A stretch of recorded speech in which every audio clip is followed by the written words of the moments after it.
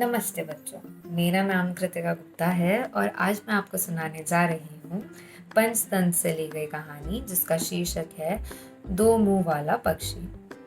एक बार की बात है, जंगल में एक चिड़िया एक अद्भुत पक्षी को जन्म देती है। ऐसा पक्षी जिसका ना तो कभी किसी ने पहले सुना और जिसने ना तो कभी पहले किसी ने देखा।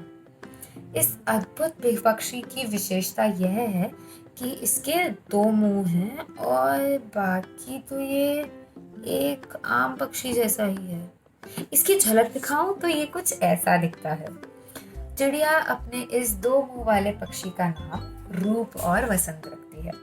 चिड़िया घोंसले से बाहर जाया करती और रूप और वसंत के लिए दाना पानी लाया करती। एक बार जब माँ की वाट देख रहे थे तो रूप और वसंत ने ये सोचा कि बाहर का जंगल कैसा होता होगा, हम तो पूरा दिन घोंसले में ही रहते हैं। तब वो ठानते हैं कि कल से हम दोनों साथ में जंगल की सैर को जाएंगे और माँ को इस बात की भनक भी नहीं लगने देंगे। अगले दिन जब वो जंगल की सैर को जाते हैं तो उन्हें एक बहुत रसीला सा फल दिखता है। वसंत खाने की इच्छा रख रूप को बोलता है, भाई ये फल चखते हैं। वसंत कहता है ठीक है। वो उस फल को चखता है और कहता है ये तो बिल्कुल शहद जैसा है। वसंत कहता है लाला मुझे भी चखा। तो रूप कहता है नहीं नहीं, इतना भी खास नहीं है, जहरीला सा मालूम पड़ रहा था, पर ठीक ही है, और वैसे भी हमारा तो एक ही पेट है, तो अगर तू भी खा लेगा तो पेट भर जाएगा और माँ को शक हो जाएगा। वो वापस घोंसले को लौट चलते हैं।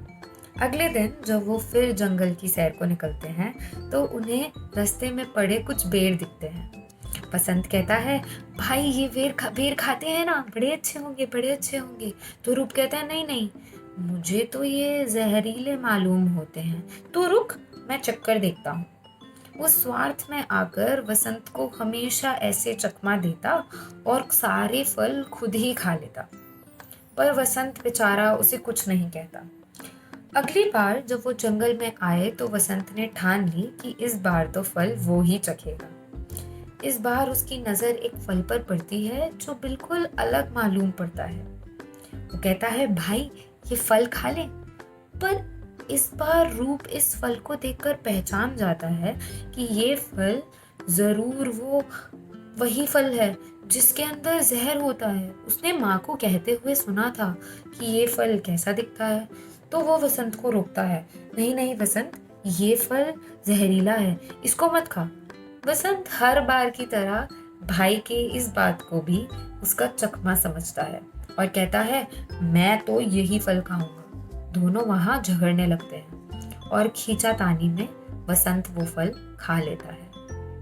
थोड़ी देर में उस फल का विष उनके पेट में फैलता है और वो दोनों वहीं मर जाते हैं। इस कहानी से हमें यह सीख मिलती है कि स्वार्थ से बढ़कर एकता है। स्वार्थ खतरनाक है और एकता का बल बहुत बड़ा है। एकता की शक्ति बहुत बड़ी है।